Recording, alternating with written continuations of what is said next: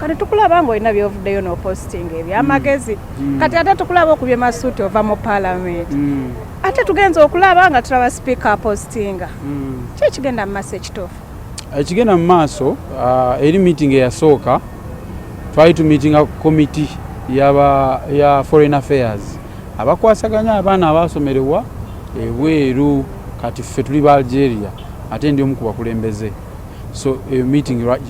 yasooka obeerawo neera right honorable speaker yali agiyise naye nga si yagituuza so bwe tuvaawo awo ne tusaba akakisa okumumiitinga twongere okulambulula ku nsonga z'abaana abo ne bana abakomawo wano kuba abaana bano bangi abava Algeria that some don't have jobs and then some are very employed, some are trying to get employed. So nga tugezaako okulaba engeri gye tukola ki gye twongera okulambula ezo ensonga then ne tugenda ne maaso ne twogera tubuuziza mukola ki ne muganze ndi muyimbi ono auditor naye tulina ne project eyaffe ababiri ey'essomero nga sooka ombuulire ku ssomero so story n'agyagala nnyo ey'essomero gy'avudde n'agamba kati nange ate nange omuliko ndi academician nange nina abaana benkola ki benzimbidde essomero era bensaze nasomera Bulaaya mu Algeria so akakisa kange katandikiddeawo nti ninamu ka leadership skill kati naye ndi mukulembeze so wekitandikidde naye n'okuba nga tukoze project ne muganda wange James ono okulaba nga tuteekawo ekintu ekyakala ki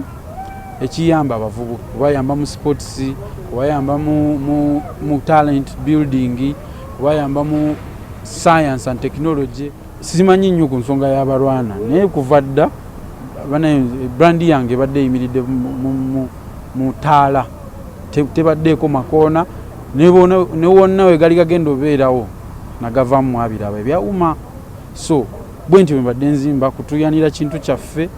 kugezaako kuyamba abantu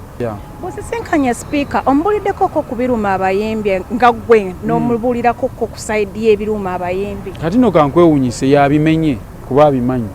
ate era mu support eyo ajogeddeko nti they also want to support the music industry era mwebaliza ddala nnyo because yakireese nagamba abamu bangwiro kwagala ofuuka ki abaakabi bwe kitakwatayo nayagala dde mubiki mbiragalalagala teri kintu kitawanyiza industry eno nga kintu ekyo drug abuse ne mugamba era naffe tukitaddeko essira mu ssomero omwana asomyeko akimanyi nti teri kintu kirungi kigenda kujja mu lunaku lumu kintu kyonna okizibu guno mulimu tulina ekivve ku sayidi eyaffe oba ensobi naye tulina ne bali eri abatuyisa ng'abayaayi naye njagala tutandikire ku ffe abayimbi tukoze tutya okulaba nga tukonvinsinga omuwagizi waffe ti guno mulimu lwaki tolekera ebintu bya stanti wavaayo n'opositinga awo ku mwana muwala omega 256 abantu ne balowooza oba bya ddala anoonya mukazi kyokka ate luvannyuma nnyo mufulumya luyimba awuliriza nze omwana oyo alabika bulungi si bwe kiri ayimba bulungi ekyokubiri nzi ne mwegomba nteekayo ng'asaaga kituufu nateekayo ng'asaaga ne vibe nekonectinga kati bwe mala okonectinga ne muga jangu kwewaka ne tujja ewaka ne tuvibinga ewaka ninayo ka studio so era ng'omuntu nga mwena muli bayiiya toyinza kuba nga muli ka drink munywamu ne mutakolayo ku music kiba kya buswavu